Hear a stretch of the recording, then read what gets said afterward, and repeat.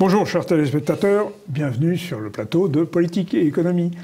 Aujourd'hui, Pierre Jovanovic. Bonjour Pierre. Olivier. On va commencer tout de suite parce que vous avez beaucoup de matière mon cher Pierre et il est vrai que le spectacle de l'économie de notre chère planète nous laisse pantois. C'est le cas de le dire, oui. Pantois. Non mais là on sent que les taux, si je veux dire, oui, non mais là c'est les taux, non, oui voilà, les taux montent, hein, donc forcément, oui. Mais surtout les taux se resserrent. On va le voir tout de suite d'ailleurs. Eh bien, si vous voulez bien, on va commencer par le temple, par excellence. Hein. Le casino.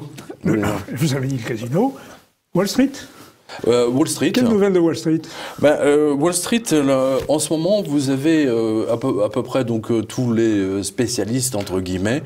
Quand je dis spécialistes, c'est vraiment des gestionnaires de hedge funds, des gens qui gèrent des centaines de milliards, même des politiques hein, qui suivent, qui sont spécialistes de la finance, qui nous annoncent tous la grande explosion. Voilà. Oui, c'est d'ailleurs assez étrange parce que en 2007, personne ne le voyait venir. Oui. L'explosion de 2008, mais là pour le coup tout le monde le voit venir. Bon, c'est vrai que avec tous les centaines de trilliards de fausses monnaies qu'ils ont balancées dans le système, 10 ans plus tard, parce que là on fête les 10 ans de l'explosion de Wall Street du 29 septembre. C'est voilà. Le 29 septembre, oui, exactement. Et si on fait le bilan 10 ans plus tard, hein, c'est-à-dire aujourd'hui, qu'est-ce qu'on voit? Les banques européennes sont dans une situation encore plus catastrophique qu'en 2008. Oui.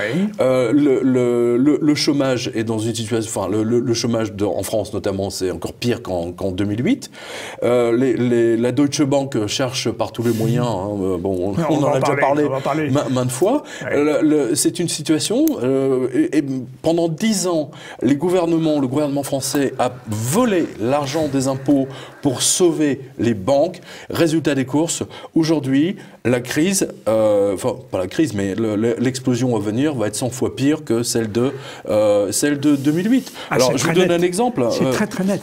On ne voit pas un seul observateur censé ne pas nous le dire. Mais pour que ces observateurs soient censés, il faut qu'ils soient libres. Et ceux qui ne sont pas libres ne le disent pas encore. Voilà. Tiens, regardez par exemple celle-ci.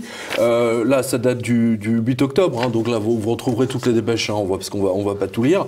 Mais ce qui est intéressant, par exemple. C'est on a là par exemple on a Ron Paul hein, qui était un sénateur américain donc qui a toujours suivi la Fed, qui était au comité des finances et lui il dit que c'est une véritable catastrophe et que dans l'histoire de l'humanité hein, il parle bien de l'histoire de l'humanité. On n'a jamais vu autant on s'est jamais retrouvé dans une telle situation. Hein, donc et il dit que Wall Street va perdre 50% du jour au lendemain. C'est ce qu'il dit. Hein, oui, c'est pas moins 777, hein, non. Hein, c'est moins 50 là. Pour le coup, hein, c'est moins spectaculaire que moins 777,7, mais là c'est moins 50%. Donc c'est quand même, ça veut tout dire. Ça confirme d'ailleurs. Ce que disait l'analyste, qui est maintenant c'est la star de la JP Morgan, hein, c'est Marco Kolanovic, donc qui a remplacé l'ancienne star Black Masters. Et lui, il dit qu'on va véritablement dans une crise de liquidité. Alors ça, c'est un papier que j'ai gardé qui date du 11 septembre. Il dit que là, il y a à peu près 50 analystes, hein, enfin 50 gestionnaires de hedge funds qui sont d'accord là-dessus. Et d'ailleurs. Là, je parle à nos spectateurs. D'abord, tous nos spectateurs, maintenant, moi, ça, je le vois dans mes signatures, se sont rendus compte que là, il y avait un véritable problème. Ça, numéro 1. 2, que les banques les empêchent de retirer leur argent. Donc, ce qui est encore plus grave. C'est très net.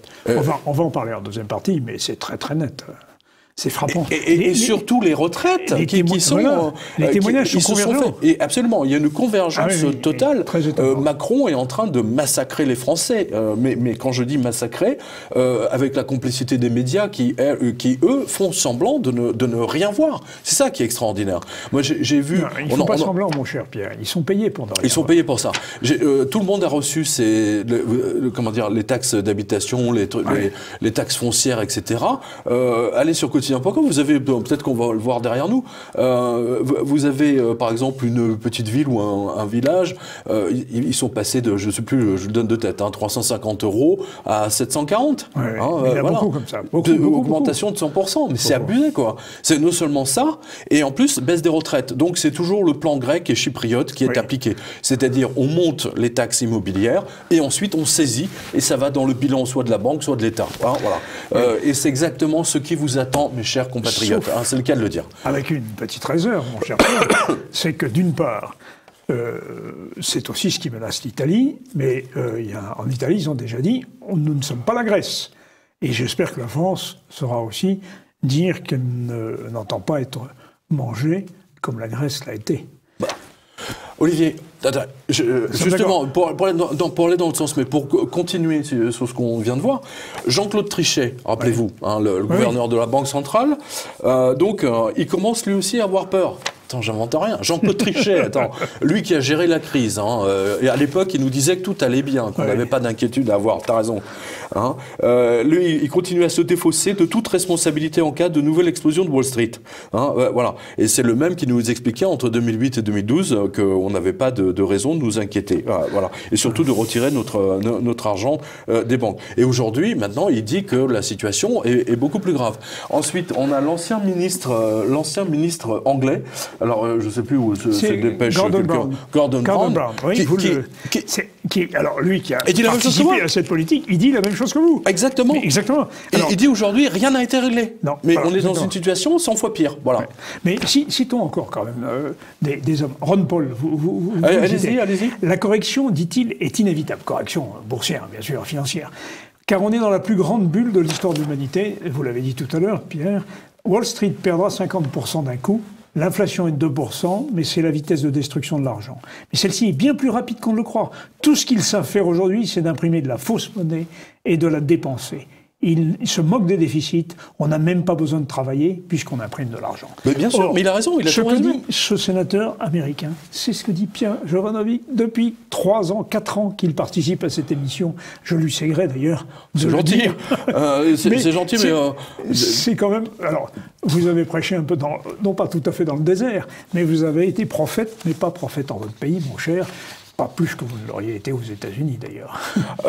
Écoutez, aujourd'hui, quand même, les Français reconnaissent que je les avais prévenus longtemps à l'avance. Ils sont nombreux. Et ils sont très nombreux à venir dans les signatures. Chers téléspectateurs, allez voir sur la revue de presse de Pierre, le public qui à vient... Quimper, merci.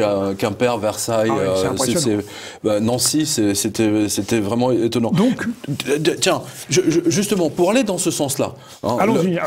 Non seulement il y a une bulle, mais les banques maquillent leur bilan. Oui, alors, une revue de presse, dans ma revue de presse vidéo de septembre, que je vous invite à aller voir d'ailleurs, je parle du Crédit Agricole qui s'est fait allumer par la Banque de France. C'est pas rien quand même. La Banque de France et la BCE pour avoir bidonné son bilan sur ses fonds propres. Oui. Olivier, je ne sais pas si vous imaginez. Bidonner ses fonds propres quand même. Crédit Agricole. Bref. Et là, il y a une autre dépêche, donc ça c'est depuis, donc il y a 15 jours ou 3 semaines sont passées. Donc là, c'est le comité de Bâle qui dépend de la Banque des règlements internationaux. Le truc de Bâle, voilà.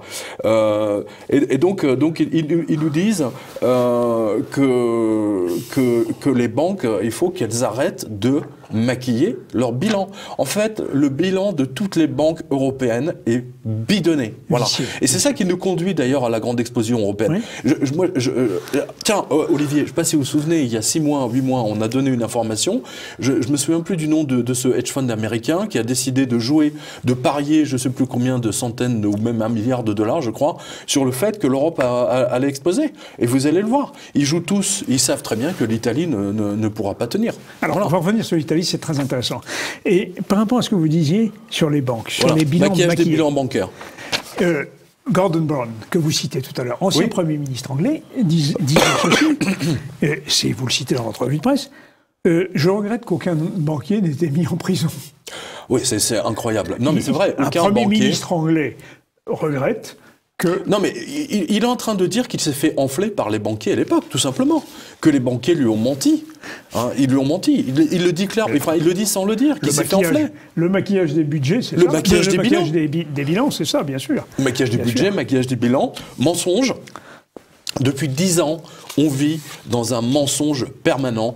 On vole les Français, on vole les Européens chaque jour qui passe. Et l'augmentation de la CSG sur la retraite, etc. Et c'est pas fini. Je le dis aux spectateurs, c'est pas fini. Vous allez vous faire massacrer. Vous allez vous faire littéralement arracher la peau par Monsieur Macron. Voilà. Et son gouvernement. C'est le plan grec qui est appliqué à la France. Voilà. Il y a un lecteur qui est venu me voir à Nancy, il me dit, Monsieur Jovanovic, je vous ai toujours pris pour un fou. Quand vous avez dit que l'État vendra les aéroports et surtout la Française des Jeux. Et quand il a entendu cet été, parce qu'ils l'ont annoncé cet été, voilà, il a annoncé cet été en catimini, bien entendu, au mois de juillet, au mois de juin, qu'ils allaient vendre la Française des Jeux. Et donc il est venu, Monsieur Jovanovic, je dois reconnaître que vous avez raison sur toute la ligne. Je vous présente mes excuses gentilles. Enfin bon, il était adorable, hein. Mais les Français se sont rendus compte que là, c'est le plan grec. En Grèce, ils ont d'abord commencé à vendre les aéroports et le loto, grec, le système de Paris, qui rapporte plein d'argent. Pourquoi voulez-vous vendre quelque chose qui rapporte plein d'argent? Surtout quand vous avez des dettes et que vous devez rembourser ces dettes. La Française des Jeux n'a pas de dette. Non, mais je veux dire, l'État grec avait des dettes, et donc si il se privait de cette ressource, mais la Française des Jeux rapporte en permanence de l'argent. Bien sûr. C'était le même. Il me semble que c'est Giacomo Casanova qui a inventé le pari. Hein. Il en parle dans ses mémoires. Hein. Ça a été la loterie, la loterie nationale. Hein. Voilà, je rappelle que n'oubliez pas la loterie des gueules cassées. Tout ça, c'était fait pour financer, pour rapporter de l'argent à l'État. Et voilà, on vend ça. Même c'est le truc qu'ils vendent les. Non mais c'est incroyable quoi. Ce sont des menteurs. Macron est un vendu à l'Europe. C'est même pas l'Europe d'ailleurs. C'est même pas l'Europe. C'est aux banques. Bon, c'est normal, c'est un banquier. Alors, tous les invités que j'ai eus à ce plateau disent que non seulement une crise type subprime, comme en 2008, viendra non pas aux États-Unis, non pas des États-Unis, mais d'Europe. Et tous disent que ça viendra des banques. Tous. Charles Gave le disait, et bien d'autres le disent encore. Donc, nous allons parler des banques, nous allons parler de leur politique. Mais là, maquillage des banques, hein, Gordon Brown nous dit il mériterait d'être en prison. Bon, apparemment, pour l'instant, il n'y a pas beaucoup de banquiers en prison. Mais vous plaisantez ou quoi? Attends, alors puisqu'on parle de banquiers en prison, tiens, alors justement, on va faire une pause, regardez. Voilà, ça c'est 4 semaines d'infos, mais quand on regroupe tout, c'est très intéressant. Vous, quand vous allez dans votre banque, hein, vous allez demander 1 000 euros, 2 000 euros en liquide, hein, voilà, ou 3 000 euros, peu importe, ou même 10 000 euros, hein, c'est votre argent, vous avez le droit de le retirer. On va vous dire, ah non monsieur, on n'a pas le droit, vous allez blanchir de l'argent. Hein, voilà, c'est le prétexte. On va vous dénoncer à Tracfin. Mais moi j'emmerde Tracfin. Voilà, parce que Tracfin, bande d'enfoirés, regardez bien, Tracfin, alors... Première chose, blanchiment d'argent. Alors là, c'est la Danske Bank. Alors eux, ils ont blanchi 200 milliards. C'est une banque danoise. Oui, non, mais attends, on a des françaises. Hein. La BNP s'est pris des amendes, la Société Générale s'est pris des amendes. Tiens, la Société Générale, regardez, va payer 1,2 milliard pour blanchiment d'argent. Hein, j'invente rien. Et ils nous interdisent de retirer. Et vous allez à la Société Générale et vous avez un petit merdeux de Guichetière, non, vous ne pouvez pas retirer, enfoiré, Gestapo, c'est des traîtres. C'est vraiment des traîtres. Hein. Ces banquiers. Non, mais moi, j'ai la haine en ce moment. J'ai la haine parce que je vois que les taux se resserrent sur les Français. Je vois qu'ils sont volés chaque jour en plein jour. Et bien entendu, comme dit Gordon Brown, pas un banquier en prison. Hein, voilà. Société Générale a annoncé lundi avoir provisionné 1,2 milliard d'euros pour régler son litige avec les autorités, blablabla, pour les transactions qui, c'est le dossier iranien. Ensuite, ils se sont pris une autre amende avec Kadhafi, j'en passe et des meilleurs. Voilà. Ça, c'était le 11 septembre. La Danske Bank, elle a blanchi 200 milliards. Ensuite, ING. Alors, ING, c'est une banque... ils sont présents en France, hein, je rappelle. Hein, ING. Alors, ING blanchit votre argent, à condition que vous en ayez beaucoup. Hein, voilà. Donc, ils se sont pris une amende. Alors ça, c'était dans Reuters. Fausse news, fake news. Ceci est une fake news. Reuters, quand même. Non, fake news. Fake news. Donc là, ils se sont pris une amende de 775 millions de dollars. Vous avez tous les comment dire, les détails. Mais là, il y a quelque chose d'intéressant. Écoutez bien. On vous écoute, mon cher. L'enquête avait porté notamment sur des soupçons de pots de vin, versement de pots de vin d'une valeur de plusieurs dizaines de millions de dollars à une société de la filiale du président de l'Ouzbékistan, Gulnara Karimova. Oui. Voilà. Alors, lui, il est en prison, mais c'est un politique, c'est pas un banquier. De la part de plusieurs entreprises de télécommunications, telles que Vimpelcom, basée à Amsterdam, ou encore la société suédoise Telia. Vimpelcom, devenu Véon, dirigé par l'ancien patron de SFR, Jean-Yves Charlier, avait accepté de régler 795 millions de dollars d'amende aux autorités américaines et néerlandaises. SFR, ça appartient à qui? Ça appartient à monsieur Drahi, non? Oui, Drahi, c'est qui? C'est BFMVC, non? Bien sûr. Voilà. Bien sûr. Blanchiment d'argent. Voilà, c'est génial, quoi. Si vous avez plusieurs millions, vous pouvez les blanchir. Ouais. Mais vous le malheureux héritier de 1000 euros ou de 2000 euros, épargnant, il veut retirer 10 000 euros pour... mais là, le banquier, il va les fouiller, il va lui chercher des poux dans la tête, quoi. Ouais. Enfoiré. Enfoiré le banquier. Souvenez-vous, monsieur de La Fontaine, selon que vous serez, les jugements de cour vous rendront blanc ou noir. Voilà. Là, ensuite, les banques suisses qui blanchissent également. La banque... la BCE, il y a un procès. La Crédit Suisse s'est fait allumer, la banque Rothschild s'est fait allumer, bref, tout le monde se fait allumer. Mais alors, le gendarme suisse, regardez bien, il traite le dossier 10 ans plus tard. Oui, 10 ans plus tard. Le procès vient les bips. Non, mais 10 ans plus tard, c'est génial. D'ailleurs, c'est marrant, tous ces procès de banquiers, c'est toujours entre 10 et 5 ans plus tard, histoire que tout le monde... tout le monde oublie. Et là, ça c'était là... voilà. Mais j'en ai d'autres de blanchiment, là, mais bon. Mais je veux pas... cerise sur le gâteau, toujours dans votre revue de presse, j'apprends que la BCE reconnaît que les banques européennes sont en faillite. Oui, bien sûr. Mais bien sûr.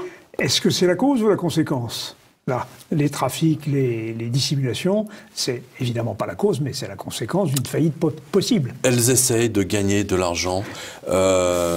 Plusieurs millions de comme ça, elles vont les prendre. C'est évident. Tiens, puisque vous parlez des causes et des conséquences. Vous vous souvenez, dans notre précédente revue de presse de cet été, on avait fait l'éloge. L'éloge des ventes de la Société Générale qui vend tous ces bijoux de famille. Oui, ils vendent en Afrique. Alors, dans ma revue de presse de septembre, vidéo, j'en ai fait d'autres. Mais entre-temps, rien que pour vous, mon cher Olivier, regardez. Merci. La BPCE, alors BPCE, je rappelle, c'est deux banques en faillite qui ont été... Caisse d'épargne. Caisse d'épargne. Voilà. Alors là, ils vendent... La BPCE va vendre sa participation, 70%, j'arrondis, dans la Banque internationale du Cameroun et le Crédit du Cameroun. Ensuite, la Banque malgache de l'océan Indien à Madagascar, dans la Banque du commerce international au Congo. Enfin bon, bref, ils vendent tout ce qu'ils ont au Congo, Madagascar, en Tunisie, la Banque tunisie-coviétienne. Voilà. Et avec 1886 collaborateurs, les 4 banques disposent de 117 agences, etc. Voilà. Donc la BPCE vend tout. Voilà. Traduction, donc 10 ans après avoir été sauvé en toute discrétion par Sarkozy, ce crétin, parce qu'il s'est fait enfler lui aussi, comme Gordon Brown. Le groupe des deux banques est toujours au même point. Voilà. C'est-à-dire que on a pris vos impôts pour sauver ces deux banques de merde, et résultat des courses, 10 ans plus tard, elles sont exactement au même point et sont obligées de vendre le bijou de famille. Voilà. Voilà. Tout ça pour rien. Tout l'argent du peuple a été pris pour rien. L'augmentation de tous les impôts pour rien. La hausse des... Vous savez qu'en l'espace de 10 ans, ça je le donne, suivant que vous soyez cadre ou pas, votre quote-part salariale, ce qu'on vous prend sur votre fiche de paye, a augmenté entre 32 et 42%. Voilà. Et rajouter là-dessus, bien entendu, la mutuelle qu'on ne payait pas en 2008. C'est ce qu'on appelle le socialisme bancaire. Voilà. C'est-à-dire que pour les banquiers, 0 plus 0 égale 1. C'est ça. Voilà comment ils comptent. Voilà, ça c'est pour la BPCE, Caisse d'épargne des banques populaires. Tiens, j'en ai une autre, Société Générale. En complément, hein, la Société Générale vend le reste de ses bijoux, hein, j'ai précisé. Alors c'est notre lecteur Maxime, hein, qu'on remercie. Alors eux, ils vendent, ils vendent aussi leur filiale africaine, oui, SGBCI, je vous l'ai dit, oui, ils vendent leur filiale. Burkina Faso, machin, etc. L'ancien directeur général Afrique a monté sa propre, voilà, ils se sont associés avec un ancien de chez Lazare. Ouais. Voilà, bon, ils vendent tout, voilà. Ils vont vendre ça aux Américains. Par exemple, la Société Générale a vendu la Société Générale Serbie, hein, donc toutes les agences sont Serbie. Devinez à qui? À la CIA, à Apollo Management. C'est le fonds de retraite des agents de la CIA. Voilà. C'est fou, non? Et c'est les Américains qui nous remplacent. Hein. Il n'y a aucun doute. Mais je vois ces annonces de banques qui vendent les bijoux de famille. Et je reviens sur la déclaration quand même de Mario Draghi et de la BCE, oui, qui dit ceci, et je le livre à partir de votre revue de presse à nos téléspectateurs. Écoutez bien, voici ce qu'il dit. Le niveau des prêts au recouvrement est improbable. J'adore ça. On dirait un sujet de philo. Qu'est-ce que ça veut dire? Non, en réalité, ça veut dire non remboursé, bien sûr. Oui, c'est ça, oui. Et il ajoute, le niveau reste élevé en Europe par rapport aux banques américaines. Voilà. Il appelle des efforts supplémentaires des pays les plus concernés, ceux du Sud notamment, les efforts de la Grèce par exemple. Bon, je crois qu'il faut qu'on reparle de la Grèce d'ailleurs. Mais là j'ai des discussions sur la Grèce, mais vous avez de l'info. Tiens, je redonne quelque chose à nos spectateurs. Regardez bien. Alors, ça, c'est quand même inouï. Moi, je pense que... je demande à nos spectateurs, à ceux qui sont éventuellement des avocats qui sont à la retraite, je veux dire, attendez, faites quelque chose, quoi. Mettez un truc faites un procès à l'État, parce que, regardez, alors ça, c'est mon lecteur Greg, hein, il dit, en payant mes impôts, j'ai constaté qu'il majorait désormais tous les paiements de plus de 1 000 € qui ne seraient pas effectués en ligne oui, bien sûr, de 0,2%. Oui, mais de qui il se moque? Oui. Mais attends, maintenant on paye une taxe sur le fait qu'on fonctionne. Mais c'est du n'importe quoi. Oui. Mais c'est scandaleux. Mais bien sûr. Alors le motif, c'est pour nous forcer à passer exclusivement par le numérique. Mais ce qui est scandaleux, pensez à ces gens qui n'ont pas la maîtrise du numérique. C'est une majoration sémantique. Je suis désolé, ils ont augmenté les impôts encore plus. Vous payez un impôt sur le fait que vous payez des impôts. Mais c'est ubu, quoi. Non. Ouais, ça me rappelle. Non, mais vous savez ce que ça me rappelle? Je renvoie à nos téléspectateurs à la prochaine émission. Ça me rappelle les premiers. Attends, ça me rappelle les procès politiques que Saddam Hussein faisait à ceux qui s'opposaient à lui dans les années 66-67. C'est-à-dire qu'en fait, le type se retrouvait donc au tribunal et il se retrouvait avec un avocat muet.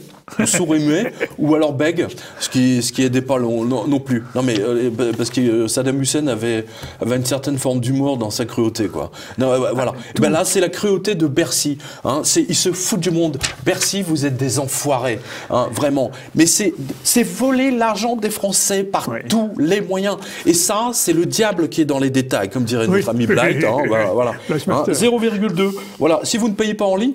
Mais attends, tous les retraités qui sont pas sur Internet, hein, je suis désolé, je connais plein de personnes âgées, elles sont pas du tout familières avec Internet. Bien sûr. Hein, donc elles sont taxées de 0,2% en plus. Mais c'est un vrai scandale. Enfoiré. Oui. Voleur. Alors, c'est dingue, payer un impôt sur le fait qu'on paye des impôts. Mais je sais pas si vous réalisez le scandale, quoi. Vous avez vu... je suis le seul à me... Non, vous n'êtes pas le seul, mon cher. Vous avez vu la facture d'EDF, si vous payez de la TVA sur la TVA, hein. Bon, alors... vraiment... Mais Engie, ils doivent récupérer tous les milliards qu'ils ont perdus avec Areva. Donc là aussi, il faut payer les Français. On est dépouillés de partout. Les Français sont dépouillés à chaque coin de rue. Quand c'est pas... ils achètent des trucs, il y en a moins qu'avant, hein, ça baisse de plus en plus. Engie les massacre. Mais les opérateurs de télécom les massacrent, les impôts les massacrent, les trucs fonciers les massacrent, ils sont massacrés de partout. Voilà. Justement, continuons à dépouiller, ou dépouillons, si vous voulez. Dépouillons les news. Hein. Vous avez vu aussi que les banques, à côté des frais bancaires, qui sont parfois très improbables, il y a des frais illégaux. Même l'Union fédérale des consommateurs, même 60 millions de consommateurs s'en sont aperçus. Et il y a eu un Oui, paquet... il était temps que 60 millions de consommateurs se réveillent, parce que moi je le donne quand même depuis des années. Hein. Voilà. Non mais c'est bien qu'ils aient fait une étude comparative. C'est Banque Populaire, je crois. Oui. Et Caisse d'Épargne. Des frais illégaux. C'est Banque Populaire, Caisse d'Épargne, mais qui sont en faillite. C'est ce qu'on disait tout à l'heure. 0 plus 0 égale 1. Donc pourquoi 1 ? Parce qu'ils vont voler les clients. Et le magazine ajoute... Cela s'appelle une facturation sans objet et c'est parfaitement illégitime et illégal. C'est des putes. Ils s'en aperçoivent maintenant. Hein. Donc l'enquête en appel, tenez-vous bien, mon cher, à l'autorité de contrôle prudentiel et de résolution. Ouais, les mecs, ils vont mettre 5 ans à réagir, quoi. Gendarmes du secteur bancaire. Il n'y a que quand Nabila parle de Bitcoin, alors là, il se réveille d'un coup. Là, attendez. Pour donner son point de vue sur ces pratiques. Ah, son point de vue, avec des jumelles, les mecs. Hein. Non, mais tous ces trucs-là, AMF, tout ça, c'est des cousins, des frères, des sœurs qui couchent tous ensemble avec les banquiers, parce que ce sont tous des anciens banquiers, donc ils ont tous leurs potes à droite et à gauche. Et le magazine d'ajouter... La corruption. D'autant plus que, toujours selon l'enquête, les frais d'incidence sont censés assurer la rémunération des banquiers qui inspectent l'état des comptes, évidemment. Tiens... Puisque les municipalités sont décimées par les prêts toxiques, hein, alors comment ils font pour se... Sassenage, c'est ça? Hein? C'est la ville de Sassenage qui a remporté... Non, il faudra en parler. Non, j'ai mieux que ça. Non, j'ai mieux que ça. On va en parler. Oui, mais j'ai mieux. Non, moi je dis hausse des prix des cimetières. Oui, voilà, même... Non, à Paris. Non, partout. Ah oui, dans toute la grande banlieue, c'est en hausse de 20, 30, 40, 50%. Une concession coûte combien maintenant? Je dis la hausse de l'immobilier. Un autre indicateur très sérieux, le prix d'une concession dans un cimetière. Et c'est les Échos qui nous l'apprennent. Sous terre aussi, l'immobilier parisien pousse démesurément. Le prix des places dans les cimetières de la capitale a crevé le plafond. Lol, elle est bonne. Elle est très bonne. Crever le plafond. Félicitations aux Échos, c'est très très bon. De 15 000 € pour 2 mètres carrés.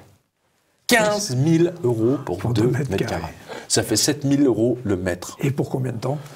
Alors justement... Il y a 20, 30 et 50. Alors, 3 873 € pour le prix d'une concession perpétuelle dans le cimetière parisien de Pantin. Vous n'êtes même pas à Paris, là. Hein. Non, vous êtes à Pantin. Pantin, c'est à plutôt contre 218 € pour la concession pour 10 ans. C'est-à-dire, au bout de 10 ans, vous jetez à la poubelle, quoi. Hein voilà, il faut dire ce qui est.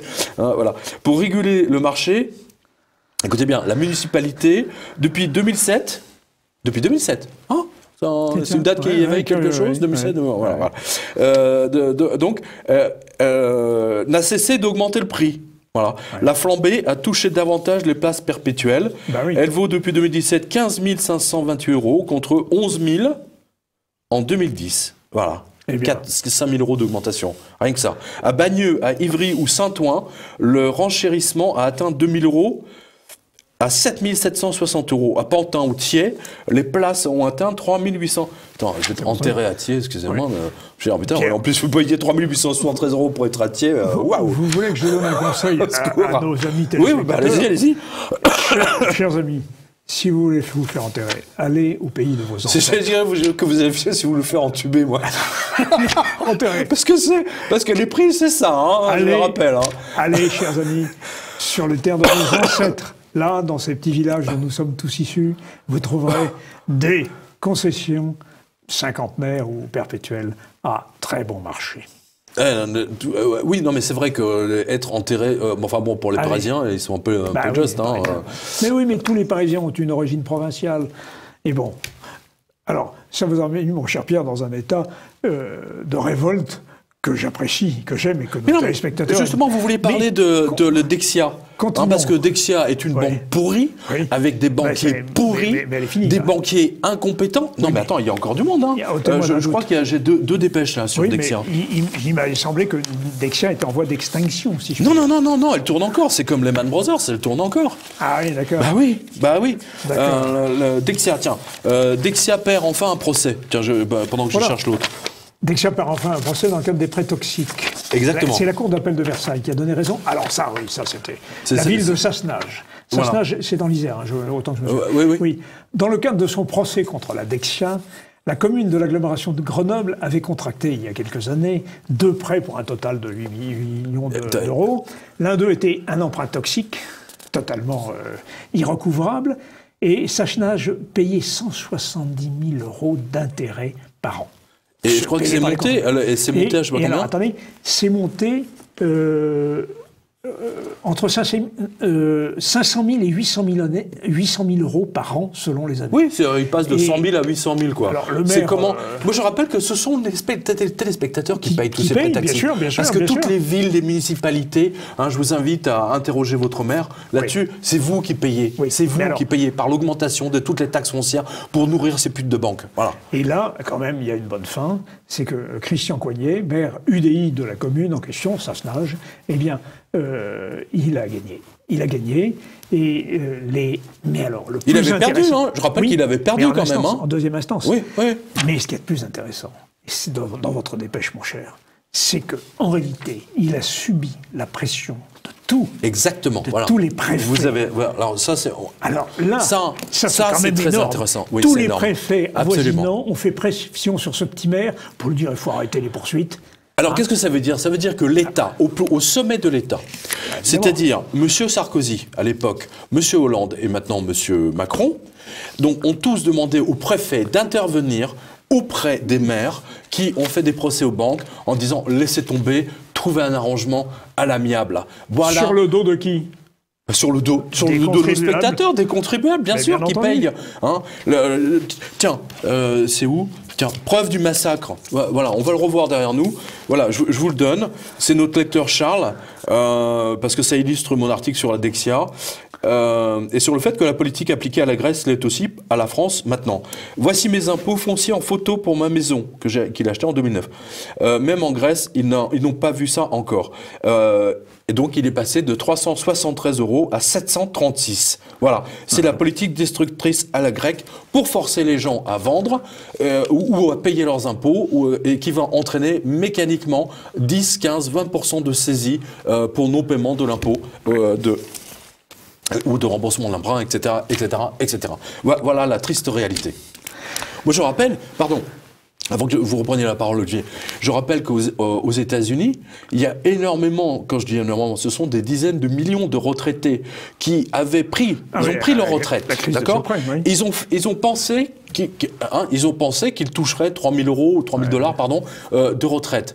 Et ça, c'est un phénomène que j'ai vu arriver 2015, à partir de 2015-2016, où le fonds de pension de retraite disait nous sommes à sec, au lieu des 3 000, nous sommes désolés, mais vous ne toucherez plus que 1 200. Voilà. Donc c'est très très grave. Et donc ils sont saisis.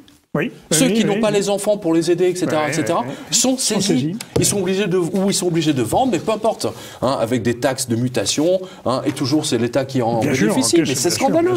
C'est absolument scandaleux. Alors, mon cher Pierre, nous allons faire une pause, et puis ensuite nous allons revenir en Europe.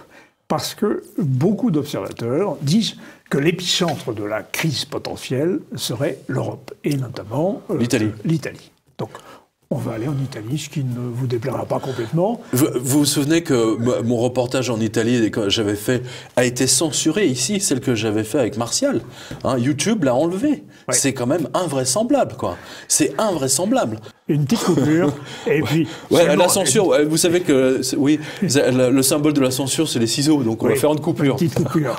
Bon, mais, et puis nous irons en Italie, comme nous l'avons annoncé à nos téléspectateurs.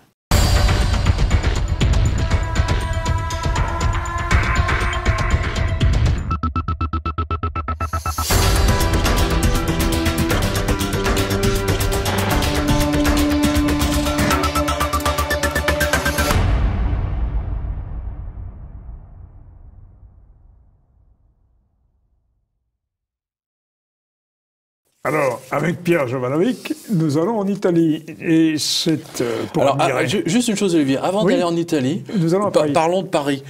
Parce que il y a une information... alors, c'était dans la dépêche que la BCE reconnaît une nouvelle fois que les banques européennes sont en faillite.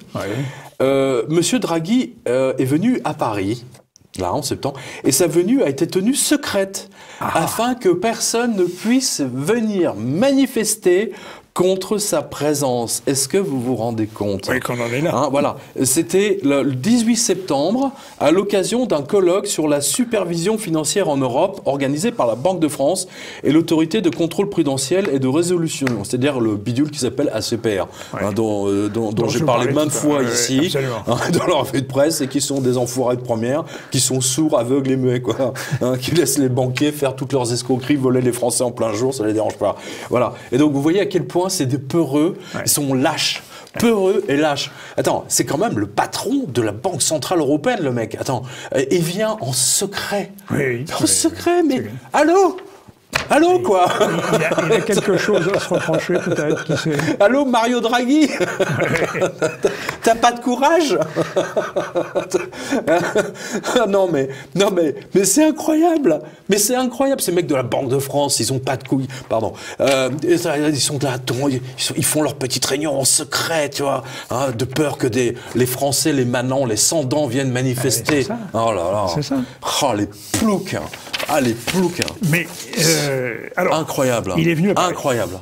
Pardon. Parce qu'il s'inquiète, évidemment, non seulement pour les banques européennes, bien sûr, mais surtout pour l'Italie. On va citer un personnage que vous avez repris dans votre revue, qui s'appelle Claudio Berghi. Oui. Et Berghi est intéressant quand même, ce garçon. Il dit, si quelqu'un à Bruxelles est assez stupide pour penser qu'ils peuvent utiliser le modèle appliqué à la Grèce contre nous, c'est-à-dire nous, les Italiens, oui. bien sûr, ils découvriront que la crise n'est pas la Grèce au carré, mais la Grèce au cube. Troisième PIB européen après l'Allemagne et la France. Non mais ça c'est très très intéressant parce que ça c'est sorti il y a 3 jours. Hein. En Grèce, l'Union européenne a réussi à transformer sous son propre contrôle un petit problème en désastre.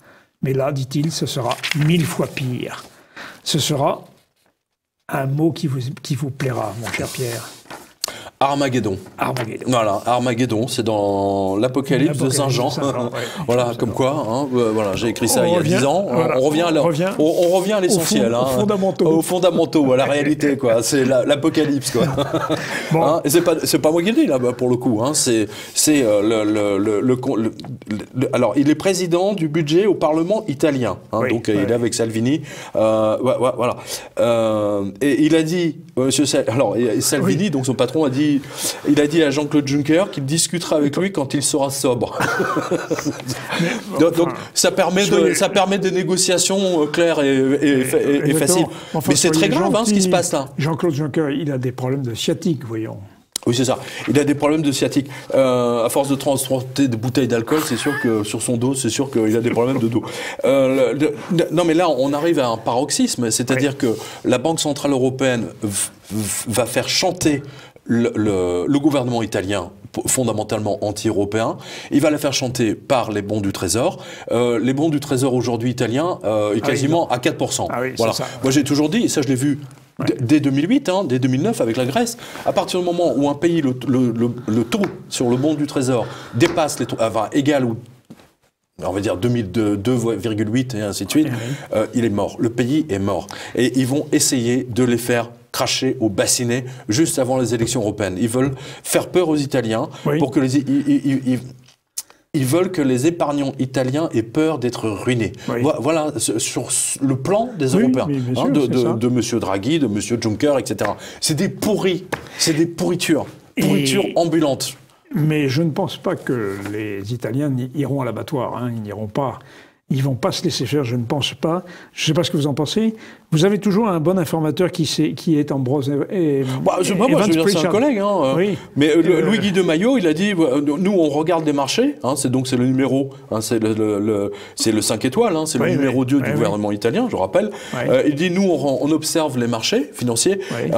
Et s'il y a un choix à faire entre les écarts, entre les spreads, c'est-à-dire les taux de bons du Trésor, voilà, et le peuple, je choisirais le peuple. Et c'est ce que nous, en France, on aurait dû choisir en 2008, c'est-à-dire nationaliser la totalité des banques, ruiner tous leurs actionnaires, etc., sans aucun problème. Voilà. Au lieu de ça, on a décidé de sauver les banques. Résultat des courses, on a appauvri le peuple, on a détruit le peuple, et ça va leur exploser à la figure. Et ce qui se passe en ce moment en Italie est fascinant, extrêmement intéressant. Vous savez que quand Mitterrand a nationalisé les banques, en 81-82, Oui. il a indemnisé les actionnaires.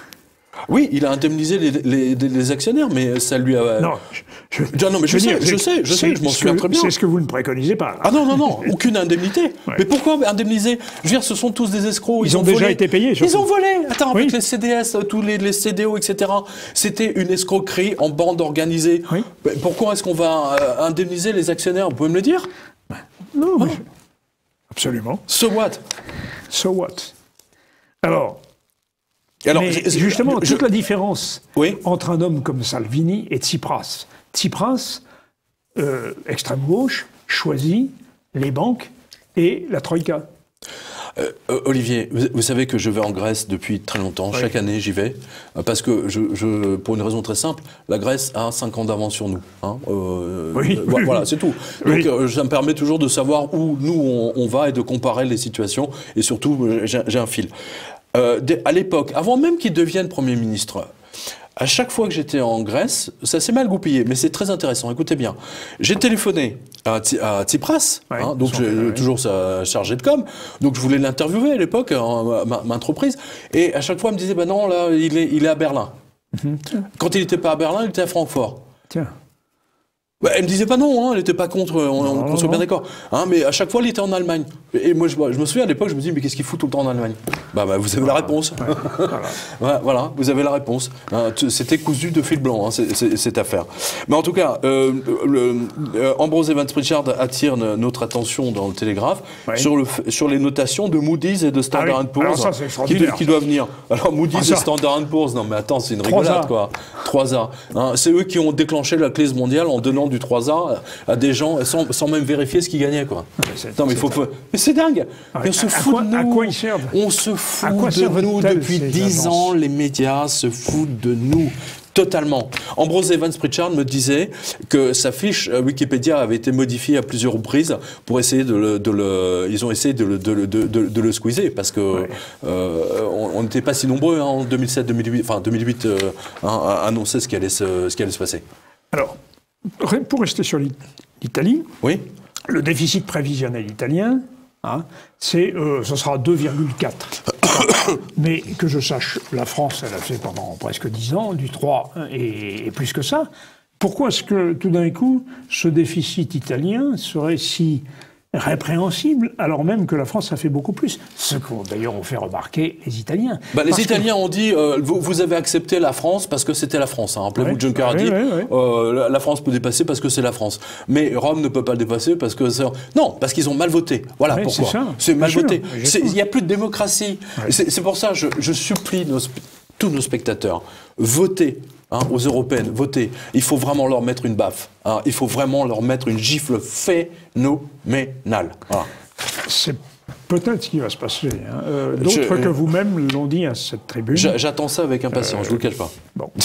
Alors, c'est quand même... Voilà, l'Italie, en plus, son déficit n'est pas imputable à l'excès des dépenses publiques. Son déficit est imputable à l'euro qui lui a nui dans ses exportations. C'est ça le paradoxe, si vous voulez. C'est ça qui est intéressant dans l'affaire italienne. C'est que nous avons fait des facilités budgétaires. Mais les Italiens ont été plus raisonnables que nous, au regard des critères de Bruxelles. Et que ce qui a nui à l'Italie, ce n'est pas ses déficits publics, c'est surtout l'euro qui a pénalisé son industrie, laquelle, comme vous le savez, est une industrie relativement puissante de PME. Non, mais l'industrie italienne a été détruite de la même façon que l'industrie française, bien sûr. Mais rapporté au PIB, l'Italie a un taux d'industrie supérieur au nôtre, ce qui est quand même incroyable quand on y pense. C'est quand même extraordinaire, ça. Les Italiens ont été capables, avec leur génie laborieux, de créer de véritables activités. Mais il n'empêche qu'ils ont été pénalisés par l'euro. Alors, là aussi, c'est l'Europe qui est responsable. Tiens, puisqu'on parle de l'Italie, voilà, j'avais une Unicredit Hein. Vous savez qu'il est toujours question de différentes fusions avec Deutsche Bank. Alors, Angela Merkel aurait donné son accord pour que la Deutsche Bank, en faillite, je le rappelle, fusionne avec une autre banque, Commerzbank. Ouais. Avant, c'était l'UBS. Avant, l'UBS, c'était je ne sais plus quoi. Et puis, c'est toujours la même chose. C'est 0 plus 0 égale 1. C'est ça. Mais là, c'est Unicredit. Écoutez bien. Alors, Unicredit, donc c'est une très grosse banque italienne, je rappelle. Donc, ils ont vendu tous leurs prêts non remboursés, hein, ouais. Voilà, à un affactureur. Voilà. Oui, c'est classique. Voilà. Ils ont vendu ça, même pas à une banque. Hein, c'est Ifis qui est basé à Venise. Ils ont dû acheter la botte pour environ 50 millions. Oui. Voilà, le 18 juillet. Le 18 juillet, c'est oui, intéressant. Pendant les vacances. Ouais, voilà, toujours pendant les vacances. Voilà. C'est un superbe transfert de richesse sur le dos des petites gens, d'abord, et ensuite sur le dos de la banque elle-même. Voilà. Qu'est-ce que vous voulez rajouter à ça? C'est quand même incroyable. J'en rajoute quand même quelque chose. C'est que la difficulté dans laquelle l'Italie se trouve peut compromettre l'euro. Et la plupart des observateurs. Et je pense que les Italiens vont sortir. Oui, je pense qu'ils vont. Mais s'ils sortent de l'euro, ils sortent de l'Europe. Mais ils sortent de l'Europe. Mais ils ont raison. Et le problème, c'est que de l'euro à l'Europe, le lien de causalité, le lien est tellement étroit que c'est aussi le problème de l'Europe. Olivier, Olivier, je fais l'hypothèse après d'autres. Olivier, de toute façon, cette Europe, elle est destinée à exploser. Voilà. C'est tout. La crise bancaire n'est pas finie. On le voit, ça fait depuis 10 ans qu'on nous parle de reprise. Hein, tous les deux mois, qu'est-ce que je dis, tous les 2 ans, BFM, machin, etc. C'est la reprise, c'est la reprise, c'est la reprise. Résultat des courses, depuis 10 ans, il n'y a aucun... Tiens, je vais vous faire une liste. Oui, je l'ai vu, cette liste. Allez-y. Alors, voici ce qui s'est passé en 10 ans, entre 2008 et 2018. Depuis la crise, vous payez entre 30 et, qu'est-ce que je dis, 35, 45% de charges salariales en plus, suivant si vous êtes cadre ou pas. Vous devez payer votre mutuelle privée. Remerciez Sarkozy qui, un an, bien entendu, avant l'entrée en vigueur de la loi, avait mis son frère au sommet de la Médéric. Oui. Voilà. Vous avez moins de remboursement de la sécurité sociale, que ce soit en médicaments, en actes médicaux ou en hospitalisation. Vos impôts augmentés entre 15 à 30% parce que vous êtes un anti, selon Hollande ou selon Macron, peu importe. Si vous êtes retraité, vous avez déjà perdu 10 voire 20% de vos revenus. Ajoutez les hausses de taxes sur le sucre, le tabac. Vous plaindre. Bien sûr. Alors, M. Macron, vous n'avez pas honte de vous plaindre? Hein, toutes les taxes sur le sucre, le tabac, etc., la liste est presque sans fin. Voilà, bientôt un impôt sur le sel, puisqu'ils veulent taxer le sel, je le rappelle. Les contenus dans les emballages ont baissé entre 15 et 30%, avec le même prix. Les banques vous prennent votre argent directement sur votre compte sans votre autorisation pour des frais d'intervention ou de gestion, ou pour tout et n'importe quoi. Et ils ont multiplié leurs tarifs par 2, voire par 3. Les pauvres... Alors ensuite, ces mêmes banques vous interdisent de retirer vos économies qu'elles gardent dans leur bilan. C'est absolument génial. Votre banque limite vos achats en carte bleue et bloque vos paiements à l'étranger, par exemple le CIC, avec la carte soi-disant business et d'autres. Les pauvres de 2008 sont devenus les indigents de 2018. Les classes moyennes de 2008 sont devenues les pauvres de 2018. C'est ça qu'il faut voir. Les riches de 2008, en revanche, sont devenus encore plus riches en 2018 grâce aux milliards de fausses monnaies déversées par la BCE. Et c'est pas moi qui le dis, c'est la JP Morgan. On a un grand papier là-dessus. La liste pourrait être continuée ainsi sans fin. Voilà ce qui s'est passé entre 2008 et 2018. On vous a dit que... Et c'est comment il s'appelle, Moscovici, qui nous dit que la crise est finie. C'est formidable. Quel enfoiré celui-là. Il est très bien, ce pathétique bonimenteur. Bonimenteur, pathétique bonimenteur. De Bruxelles. Voilà. Alors c'est le Telegraph de Londres qui l'a mis en place. Mais moi j'ai une autre info, Olivier. Regardez bien, parce que toutes ces crises, ils sont en train de profiter pour faire quelque chose d'énorme. Regardez bien. Le titre, c'est quoi? Le Parti En Marche. Oui. D'accord. Veut fusionner la France avec l'Allemagne. Et alors ça commence par quoi? Ils veulent fusionner les parlements français avec le Parlement allemand. Voilà. En 1941, Jean Monnet est allé voir le général de Gaulle à Londres et lui a proposé de fusionner la France avec l'Angleterre. Je rappelle que Jean Monnet était un agent de l'OSS de l'époque. C'était un traître, vraiment Monnet. Le général n'est pas tombé dans le panneau. Bon, bref, il a sauvé la France. Je rappelle que les Anglais, en plus, ils ont rêvé, parce qu'ils rêvent de prendre la France depuis la guerre de 100 ans. Hein, voilà. Eh bien, cette fois-ci, ce ne sont pas les Anglais qui ont remis l'idée de fusionner la France, mais les Allemands. Et avec la complicité, bien entendu, des collabos français. C'est vous dire à quel point certaines élites sont prêtes à vendre le pays en échange de quelques piécettes. Si l'information n'avait pas été donnée par l'AFP, j'aurais mis cette information sur le compte d'une fausse nouvelle. Voilà. L'idée d'une assemblée parlementaire, je cite l'AFP, hein, commune. D'une assemblée commune franco-allemande chemine. Richard Ferrand, le nouveau président de l'Assemblée nationale, a fait son premier déplacement en Allemagne, d'où il a évoqué l'idée d'une Assemblée nationale commune. Voilà. Et il a évoqué blablabla, blablabla, etc. Ça commence comme ça. Voilà. C'est ce qu'ils veulent faire. C'est fou, non? C'est quand même extraordinaire. Mais ceux qui veulent... L'Allemagne a le pouvoir, donc... pouvoir financier. On va fusionner avec la France, pourquoi pas? Et on récupère l'Alsace et la Lorraine. non mais attends, ils l'ont au travers de la gorge, hein, l'Alsace et la Lorraine. Hein. Si vous voulez, je crois. Bonjour à nos amis alsaciens. Je serai à Strasbourg bientôt, avec Héloïse Benamou, justement, le 15 décembre. Le 15 décembre. Tous nos acteurs alsaciens et lorrains. Héloïse viendra sur ce plateau en novembre. Ah bah super, bravo. Elle revient en novembre. Alors... ce qu'il faut dire à nos téléspectateurs, c'est que quand nous disons ce que vous dites, nous ne détestons pas les Allemands, nous respectons le peuple allemand. Non, mais moi je respecte aussi bien le peuple américain. Moi, je parle pas d'eux, je parle des élites, des banques, bien sûr. Voilà, et qui sont dans le déni de réalité, parce que fusionner les parlements, enfin c'est absurde. Vous voyez, monsieur... attends, ils ont déjà commencé. Moi j'avais un ami diplomate, il m'a expliqué déjà en 2007-2008, qu'ils avaient commencé à fusionner dans des pays lointains. C'est-à-dire qu'il y avait des représentations diplomatiques franco-allemandes communes. Par exemple, c'était les Allemands qui délivraient des visas pour la France. Et inversement, par exemple. La meilleure façon de s'entendre est de rester soi-même. Écoutez, en tout cas, sachez que en tout cas la situation devient... Parce que je vois, si vous voulez, c'est que les impôts, toutes les taxes, les impôts sont en train de monter. Et l'année prochaine, ça va être pire. Et d'ailleurs, ça va être très intéressant d'observer ce qui va se passer au mois de janvier avec le prélèvement à la source. Très intéressant. Bien sûr. Très intéressant. Bien sûr. Voilà. C'est... Tiens, une fake news. Puisque je suis le pape de la fake news. Voilà. Regardez bien cette info. Alors, ça se passe en Grèce. Ça rejoint ça résume un peu cette revue de presse. C'est une excellente campagne de désinformation menée par Bruxelles et Syriza. Les Grecs, parce que la dépêche vous dit, les Grecs doivent 182 milliards d'euros à l'État en impôts et taxes, largement de quoi rembourser toutes les sommes prêtées par Bruxelles, Francfort et FMI. Voilà. C'est vraiment mais c'est invraisemblable, ça va? Et Moscovici, toujours lui, d'ajouter la Grèce a retrouvé sa liberté économique. Sauf que l'Associated Press oublie de dire que les impôts ont été multipliés par 3 ou 4 et que même les indigents ont été sommés de payer avec des hausses massives. Et j'en parle justement dans la revue de presse de septembre vidéo.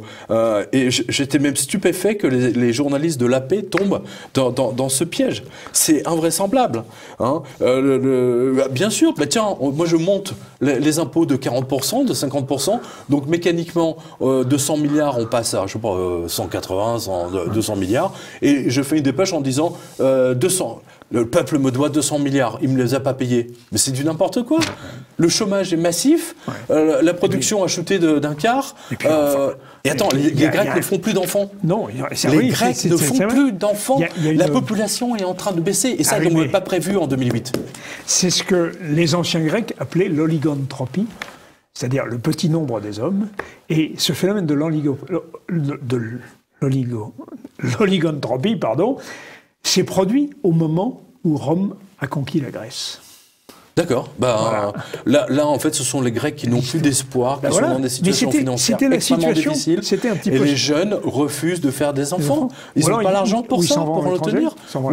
Oui, non, mais la Grèce est confrontée à ça. Les élites partent à l'étranger, les jeunes. Les jeunes élites partent à l'étranger. Les autres jeunes qui sont mariés, qui travaillent, mais ne peuvent pas faire d'enfants, ceux qui sont au chômage. Et donc, du coup, il y a un nouveau problème que Eurostat a constaté il y a 15 jours, 3 semaines. C'est-à-dire que depuis 2 ans, en fait, le taux de naissance à zéro, et donc il y a encore moins. Ça va être une catastrophe pour les Grecs. Ils vont sortir de l'euro. Ouais. Ça va se terminer par soit une révolte. Je sais pas. Un jour, il va se passer un truc. Et pourtant, on les a bien mis à genoux. Hein. Bah, manifestement pas assez. Y compris avec la complicité de M. Tsipras. Ouais, mais manifestement pas assez. C'est intéressant de voir. Oui, parce que logiquement, elle devrait, à partir de 2060, aller mieux. Oui, c'est ça. Non, ils seront au même poids qu'en 2008. Oui, c'est ça, oui. Donc, non, mais c'est catastrophique. Alors, mon cher Pierre, le temps s'écoule vite en votre compagnie, et nous n'avons pas fait le tour de toutes les questions qui sont justement, dans votre revue de presse. un petit message à tous les banquiers qui nous regardent, hein, parce qu'ils sont très nombreux. Hein. Je les vois dans les signatures, justement. Je dis, chers banquiers et chargés de compte, hein, parce qu'il y a des banquiers, enfin des chargés de compte qui viennent dans les signatures, ils me disent, Monsieur Jovanovic, il faut pas nous en vouloir, nous on fait que, fait que, d'accord, mais dans ce cas-là, ça vous dérange pas. Vous savez, c'est comme les mecs de la Gestapo, quoi, les Français qui travaillaient pour la Gestapo, hein, qui allaient chercher les résistants. Hein. Ah oui, mais je reçois des ordres d'en haut. Bah oui, non, ça ne fonctionne pas comme ça. Alors. Banquiers français, voici ce qui vous attend. Hein. Vous qui passez vos journées à dépouiller vos clients pour le compte de votre hiérarchie dans l'espoir d'une petite hausse de votre salaire. Ce qui vous attend, c'est le licenciement inévitable, comme les 26 500 de vos collègues de la Wells Fargo. On en a parlé souvent, ça fait 2 ans qu'on en parle ensemble. Mais ça y est. Eh ben ça y est, 26 500 personnes dehors. Bon, terminé. Hein, et alors que ces mecs-là, les 26 000 ont dépouillé les clients pour leur hiérarchie. Oui, voilà le remerciement. Bam. Voilà. Vous n'aurez aucun remerciement de votre hiérarchie. N'hésitez pas à la trahir. Envoyez, publiez sur Facebook, envoyez les infos, trahissez-les, parce que c'est tout ce qu'elle mérite, votre hiérarchie. Voilà. Hein. Sinon, de toute façon, vous aurez la tête coupée. Alors forcément. Il y a une automatisation globale. Absolument. Et je fais un coq à l'âne qui n'est pas tout à fait un coq à l'âne, qui nous renvoie à la Grèce. Vous disiez que, par exemple, il ne faisait plus d'enfants, mais il y a un autre fléau qui sévit en Grèce, c'est les suicides. Le taux de suicide a augmenté de façon colossale. J'en parle, malheureusement, il y a sur 5 suicides, 4 hommes, 1 femme. Oui, ça c'est... C'est absolument... et alors, tiens, à propos de Syriza, puisqu'on parle de ça, alors j'avais une info là, je remercie notre lectrice Irène, qui est en... Alors, il y a 2 trucs très intéressants, regardez bien. Alors, George Soros a décidé d'augmenter le rythme des migrants pour la Grèce. Oui. Très intéressant. Avec l'aide du gouvernement de traîtres grecs, les ONG ont accéléré le nombre d'arrivées sur l'île de Lesbos. Alors, en septembre 2018, 34 bateaux sont arrivés à Lesbos avec 1439 migrants. Et là, ils sont passés à 55 bateaux et 2365 migrants, ce qui a déjà constitué un regard selon nous. Et vous voyez que tout était préparé, puisque dans les constitutions européennes, ils ont glissé une ligne, juste une ligne. Une petite ligne. Le diable est dans les détails, c'est comme la loi du 3 janvier. Toute personne, 73. Tout migrant qui met son pied sur le sol européen ne peut être expulsé. Ouais. Génial. Pourquoi on ne peut pas l'expulser? En quel droit? Mais en quel honneur? En quel honneur? Non, mais ils ont tout prévu. Ouais. Tout a été prévu. Voilà. C'est le camp de dessin de Jean Raspail. Voilà. Encore 3 ans et bientôt, voilà, les îles grecques appartiendront aux migrants. Voilà. On n'aura plus qu'à les donner à la Libye ou à la Tunisie, à l'Algérie, enfin je sais pas, au Soudan. Non mais c'est dingue. Alors ensuite, le ministre de la Défense grecque. Hein, donc la gauche, machin, tout ça, Syriza. Alors lui, il fait jeter des journalistes en prison. Voilà. C'est Panos Kamenos. Hein, donc un parti des petits partis. Alors il a accusé le journal Philenteros de il a été accusé par le journal Philenteros de détournement des fonds européens au profit de l'amélioration du sort des migrants. Oui, voilà. Donc, qu'est-ce qu'il a fait, le mec? Il est ministre de la Défense, il appelle le commissariat local qui débarque dans le journal et qui, pendant les mecs sont restés pendant 2 ou 3 jours, je crois, en garde à vue. Voilà. Bon, bah voilà. Non, voilà, c'est la liberté d'informer maintenant. Oui. Syriza, hein, c'est un gouvernement de gauche. Hein. Et chacun sait que la Grèce... C'est le pote de Mélenchon. Voilà. Hein. Et chacun sait que la Grèce et la Turquie sont adversaires. Et quand on dit que la Grèce est une démocratie et que Erdogan est un dictateur, mais apparemment, ce sont des méthodes turques. C'est vraiment incroyable. Tiens, même au Luxembourg, regardez bien, la crise bancaire. Hein, j'ai vu ça. Même au Luxembourg, les banques empêchent les virements. Hein, parce qu'elles grattent, ça leur permet de gratter 8 jours, 15 jours, 3 semaines. Là, c'est l'un de nos lecteurs. Et alors, le CIC Crédit Mutuel, alors eux aussi, ils sont à cran. Hein. Je peux vous dire qu'ils sont à cran. Ils empêchent les virements de passer. Hein. C'est hallucinant. C'est des... Mais est-ce que vous... N'hésitez pas à insulter votre banquier, votre chargé de compte. Dites, non mais c'est vrai, envoyez-lui les infos. C'est des putes, voilà. Je suis désolé de le dire, Est-ce que, Pierre, vous pourriez conseiller une banque à nos téléspectateurs? Non, attends, elles sont toutes pires. Elles sont toutes... La moins pire, j'ai toujours dit, la moins pire aujourd'hui, c'est BNP. Et d'une certaine mesure HSBC. Voilà. C'est HSBC, BNP, voilà. Pour moi, c'est les moins pires. J'ai pas dit que c'était les meilleurs, loin de là. Vous savez que il y en a pas une pour rattraper l'autre. Hein. Vous savez quand même que la BNP est la première grande banque européenne. Hein. BNP Paribas, c'est la première grande banque européenne. Hein. C'est une des plus grandes banques mondiales maintenant. Bah, vous me dites ça à moi. Oui. Bon, mais alors, comment est-ce qu'elle est... Oui, mais comment est-ce que cette banque échappe un petit peu au travers parce qu'elle autres. était plus... Elle a été... Si vous voulez, n'oubliez pas, j'ai 10 ans de revue de presse dans la tête. Et ce que j'ai vu, si vous voulez, c'est que la BNP a été la première à réagir très très vite à l'époque de la crise financière. Les autres n'ont pas réagi. Crédit Agricole n'a absolument pas réagi. Caisse d'épargne n'a pas réagi. C'est des ploucs. Eux, ils sont. La preuve, c'est que Caisse d'épargne et Banque Populaire ont été immédiatement fusionnés pour éviter le scandale public par Sarkozy. Crédit Agricole a perdu beaucoup d'argent. Mais ils ont des CDS. Ils ont des CDS colossaux. Mais oui, mais c'est ça qui leur a coûté. Alors, en 2006, le patron du Crédit Agricole se félicitait de son chiffre d'affaires colossal en mettant de dire qu'effectivement c'était grâce au CDS. Là, il a dans le baba. Hein, et puis il avait racheté une banque grecque qui s'appelle Amborliki, qui a fait faillite. Bien sûr. Bien sûr. Bon, mais est-ce que vous pourriez... Et c'est pour ça qu'ils truandent le bilan. Là, le bilan. Crédit Agricole a truandé son bilan. Regardez dans la revue de presse. Alors, en 2 mots, vous pourriez dire à nos téléspectateurs ce que sont ces fameux CDS. Credit Default Swap. C'est une assurance sur un impayé, mais alors que vous n'êtes pas un assureur. Et vous n'avez pas les fonds pour le garantir. C'est ce qui s'est passé avec AIG. Quand ça a explosé, ils n'avaient plus d'argent pour payer les gens. Voilà. Mais sauf que c'est considéré comme un actif que vous pouvez revendre. Et que surtout vous mettez dans votre bilan. Voilà. C'était ça l'astuce de Blight Masters de la JP Morgan. C'était ça la grande astuce. C'était une astuce comptable avec l'aval, je ne le dirai jamais assez. Blight Masters n'est pas la principale responsable. Ils ont eu l'idée, la JP Morgan, mais ça a été validé par les régulateurs américains. Et ensuite, ça a été validé par tous les régulateurs européens. Voilà, c'est un truandage de bilan. Et maintenant, la Banque Centrale Européenne se réveille et dit que Crédit Agricole a bidonné ses fonds propres dans son bilan. Énorme. Mais c'est trop tard, mon pote. Hein. Ça fait 10 ans que ça dure, 15 ans. Hein, ça se trouve, ça fait 15 ans qu'ils bidonnent leur bilan. Eh bien, donc, mon cher Pierre, nous sommes arrivés au terme de cet entretien, comme toujours. Alors non, justement, continuez encore un petit peu. Juste une chose, je voudrais dire, prévenir nos spectateurs, hein, parce que j'en parle depuis suffisamment longtemps, et j'ai vu quelqu'un en parler également dans une émission dans un documentaire, mais je le redonne ici parce que je parle souvent de Gem Plus, hein, le fabricant de cartes à puce, l'inventeur de la carte à puce qui a été racheté par des Américains, par une opération de la CIA. Hein. Le fondateur s'est retrouvé à poil, hein, ils l'ont mis à poil, ils l'ont ruiné, littéralement. Les prochaines victimes des Américains. Hein, après Alstom, après Alcatel. Hein. Alcatel, c'était pour leur voler tous les brevets sur les fibres optiques. Aujourd'hui, c'est la fibre optique, voilà. Alors, Air France, et ensuite Areva, Société Générale, Sanofi. Voilà. Ce sont les prochaines victimes des Américains. Les cibles, en tout cas. Mais ils les auront. Goldman Sachs a mis un pied dans le directoire d'Air France. Hein, voilà. Je le précise, il s'agit d'un ancien de la firme spécialisé dans les transports aériens via Delta Airlines. Voilà, vous voyez le truc. Voilà.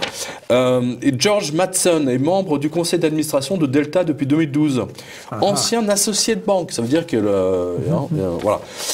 Où il a passé 18 ans. Il a une acquisition solide en management et acquisition et marché des capitaux. Il a également, il est surtout dans le monde aérien, bien entendu, le transport, les industries. Bref, il a depuis une activité d'acquisition et de développement de sociétés de taille moyenne. Lol. Voilà. Alors, ça serait intéressant de savoir qui a imposé Monsieur Mattson, membre aussi du hedge fund Star Mountain Capital. Alors, je rappelle que Star Mountain Capital, c'est un hedge fund vautour américain. J'en parle souvent depuis 10 ans dans la revue de presse. Pourquoi se retrouve-t-il dans le conseil d'administration d'Air France ? Curieux. Pourquoi dans le conseil d'administration d'Air France, il n'y a pas que des Français ou éventuellement 2 Hollandais? Qu'on me l'explique. Voilà. Je peux vous assurer. Rappelez-vous Switzer, ils l'ont éclaté. Ouais. Nokia, ils l'ont éclaté. Oui, Nokia, ils l'ont éclaté. Oui. Vous savez pourquoi? Pour que seuls les Américains puissent fabriquer des logiciels de téléphone. Oui. Nokia était indépendant. Et M. Alsop a reçu une prime pour avoir détruit Nokia. Voilà. J'avais suivi l'affaire. Alors voilà, à nouveau, que vient faire Delta Airlines au conseil d'administration, et Goldman Sachs au conseil d'administration d'Air France, si ce n'est pour terminer la fusion entre Delta, Air France et KLM. Voilà. Depuis, je rappelle qu'en plus, ils ont appelé un Canadien, donc c'est pas innocent, comme s'il n'y avait pas un Français suffisamment intelligent pour diriger Air France aujourd'hui. Donc vous voyez, ça pue, ça pue, c'est grave. Donc prochaine victime, Air France, Areva, Sanofi aussi, ça leur plaît bien. Et alors, justement, je vais vous parler d'un... puisqu'on parle des fonds vautours. Ah oui, il y en a un qui a acheté une banque en Inde. Il y a un fonds vautour. Oui, alors une banque indienne. Je ne sais pas si vous le voyez, j'ai perdu la dépêche. Je l'ai vu, moi. J'ai perdu la dépêche, elle est là quelque part. Je l'ai quelque part. C'est le fonds vautour Lone Star. Exactement. Qui rachète une banque indienne. En fait, il y a une banque indienne qui a fait faillite. Alors, l'affaire n'est pas... Enfin, ils sont dedans. Ouais. Et ils devaient investir, ils n'ont pas investi. Enfin, bon, bref. Et du jour au lendemain, la banque s'est retrouvée... C'est une banque des banques. Oui. Attention, une banque c'est une grosse banque. C'est une shadow bank, en fait.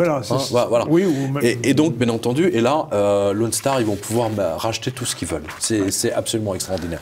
Dès que vous voyez des fonds pourris, des Lone Star, des Star Mountain, etc., enfin, ils sont pas nombreux, il y en a une dizaine.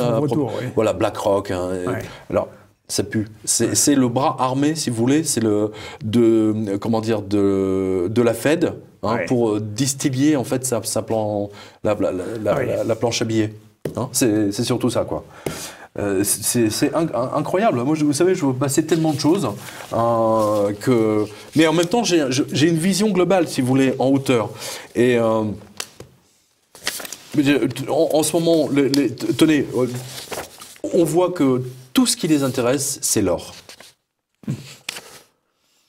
C'est toujours ce qui a intéressé tous les hommes. Et l'humanité en général. La Turquie a été obligée de vendre son or. Oui, suite à la destruction de sa monnaie. Oui. C'est intéressant. Oui. Le Venezuela a été obligé de vendre son or suite à la destruction de sa monnaie. Oui. Vous n'avez pas remarqué que tous les pays qui ne sont pas d'accord, qui ne sont pas soumis aux États-Unis, ont détruit leur monnaie pour les amener à vendre leur or. Même l'Argentine a des soucis, là aussi. Bien sûr. De toute façon, il ne va pas leur rester grand-chose. Voilà. Donc... je rappelle toujours, c'est la maison, le jardin, c'est votre propre banque centrale. Quand vous avez le puits, votre jardin, ça vous permet de vivre en autarcie, c'est votre banque centrale. Après, vous achetez de l'or et de l'argent. Voilà. C'est, comme dit Ron Paul, ça devient vraiment trop violent. On le voit, les retraités français commencent à se réunir pour... Alors vous avez vu, il y a FO qui essaie de contrôler le truc. Vous avez vu? C'est marrant, CGT essaie de contrôler le truc. Moi, je retraité, méfiez-vous de FO et de CGT, je vous le dis. Sur les retraités, vous voulez quelques citations? Ils sont bien télécommandés. Surtout CGT. Je vais vous donner quelques citations sur les retraités, vous allez voir. Mediapart. Je ne toucherai pas à la retraite de celles de ceux qui sont aujourd'hui retraités. Leur retraite sera préservée, il n'y aura pas de perte de pouvoir d'achat. Qui disait ça? Je vais vous deviner, chers téléspectateurs. Macron? Février 2017. Je ne veux pas, moi, faire d'économies sur le dos des retraités, ni de celles ou de ceux qui sont à quelques années d'aller à la retraite. Mars 2017. Je maintiendrai le niveau des retraités. Mars 2017, le lendemain. Il n'y aura pas de perte de pouvoir d'achat, c'est essentiel pour les retraités. Et c'est M. Macron. Monsieur Macron est un voleur, Monsieur Macron est un menteur. Il a volé les retraités. Et il les a prévenus en disant qu'il ne les toucherait pas. Il a fait la même chose que Tsipras en Grèce. Ils avaient voté pour lui. Tsipras, voilà, exactement. Tsipras avait dit les banques grecques vont bien, ne retirez pas votre argent. Le lendemain, il fermait les banques. Ouais. Voilà. C'est ce qu'a fait Macron. Je ne toucherai pas, en retraité, votez pour moi, je ne toucherai pas vos retraites. Ils ont voté pour lui, ces imbéciles. Vous avez cru mais c'est un banquier. Putain, d'un Rothschild en plus. Ils ont voté à 70% pour 70% pour Macron. Bien fait pour vous. Bien fait. Non mais, franchement, c'est bien fait pour vous. C'est le cri du cœur. C'est bien fait pour vous. J'ai un ancien collègue du Figaro qui m'a dit la même chose. Ils ont voté à 70%. Ouais. C'est bien fait pour vous. Hein, comment vous pouvez croire à un banquier qui a été imposé par tous les médias, hein, 61 en l'espace de... Voilà, il n'a pas de parti. On le voit. Même François Asselineau, avec ses 30 000 adhérents, il a plus d'adhérents que Macron. Hein, voilà. Non mais c'est vrai. Hein, au moins les... Non mais c'est incroyable quoi, c'est incroyable. Et ce mec contrôle toute l'Assemblée nationale. C'est du vol. Ouais. Il a volé les élections, il a volé les retraités, et c'est pas fini. Il va voler tous les salariés. C'est pas fini. Ça, je vous le dis, c'est pas Pierre, fini. Rassurez-vous, il nous reste Brigitte qui il vous reste 4 ans. Brigitte lui a dit, non, elle s'appelle Brigitte, son épouse. Brigitte, oui. Brigitte lui a dit, il faut arrêter. Elle est retraitée, hein, Brigitte. Hein. Bien sûr, de l'éducation nationale. Voilà, elle est retraitée, Brigitte. Bon, il a... J'allais dire ce qu'elle lui a dit. J'allais dire une connerie. Il faut arrêter les conneries. Ben voilà. Non mais il faut arrêter les conneries, mais franchement, je ne sais pas par qui il est conseillé. Je pense que Macron il a un côté très Louis XIV, comme tous les énarques. Comme tous les énarques, hein. Tous les énarques, ils ont côté Louis XIV. Hein.